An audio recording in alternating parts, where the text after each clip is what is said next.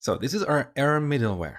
Now, as I told you before, in every enterprise application, we need to log the exceptions that are thrown in the application. So later we come back, look at the log, and see what are the areas of the application that we can improve. So in this lecture, I'm going to introduce you to a very popular logging library called Winston. So here's Winston on NPM.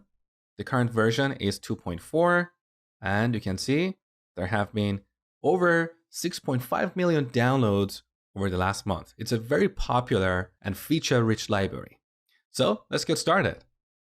Here in the terminal, npm install Winston. Again, note the version, so 2.4.0.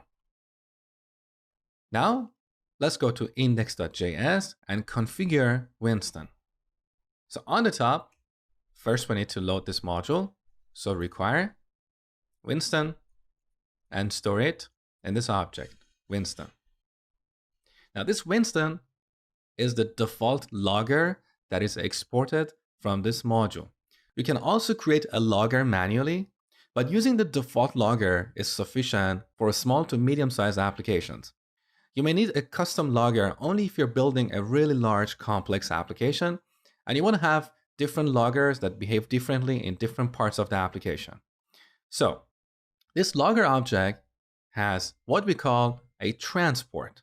A transport is essentially a storage device for our logs.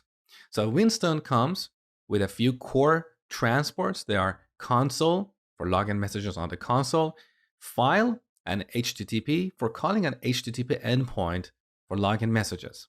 There are also plugins for Winston. There are other NPM modules for login messages in MongoDB, in CouchDB, which is another popular NoSQL database. There's also a plugin for login messages in Redis, and Loggly, which is a very popular log analysis and monitoring service for enterprise applications. So this default logger that is exported from this module comes with one transport, and that is for login messages in the console. But here I want to show you how to add another transport for login messages in a file. So here on the top, we call Winston.add. Unfortunately, we don't have good IntelliSense here. Hopefully that will be improved in the future. So we pass Winston.transports.file. And as the second argument, we pass an object. Here we set a property, file name, let's say logfile.log. Now, back to our error middleware. When we get an exception, we can use Winston to log it. So on the top, first we load Winston, constant Winston. We set that to require Winston. Now here, we call Winston.log to log the error. Now, as the first argument, we need to set the logging level. Logging level determines the importance of the message we're going to log. So we have error, which is the most important login message. Then after that, we have warn or warning. Then we have info. We're storing information in the log like connected to MongoDB. So these are not exceptions or errors. These are information about our application.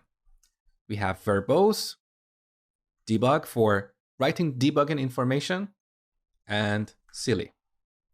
Now, we can either pass the login level as an argument here, like error, and then set the error message, in this case, error.message, or we can use one of the helper methods. So instead of log, we can call error, then we don't need to pass the first argument. Now, optionally, we can also store metadata. So we can pass this error object, and every property we have in this error object will also be stored in the log. You will see that in a second. Now, to demonstrate this, let's go to genres.js. Here in the get genres route, I'm going to throw an error. So throw new error, could not get the genres. So let's imagine somewhere in the application, an error is thrown. With the current implementation, our error middleware will catch that exception. It will log it using Winston and return the 500 error to the client. Let's test this.